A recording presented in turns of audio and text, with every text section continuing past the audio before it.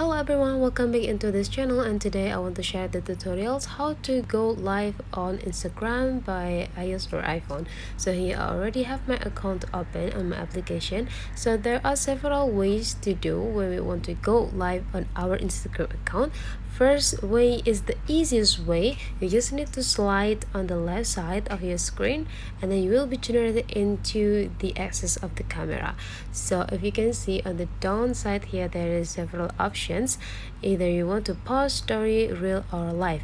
If you want to go live, just click live button and then click directly into these symbols, and after you click it, you will go live. And then the other way that you can do to go live on Instagram is, if you can see in the bottom, there is a button that have a plus symbols. You can click and then you will get an access into your gallery. And if you want to go live, you can just choose either this, and then after that you will be generated into the axis of the camera, and then you can click this symbol and go live.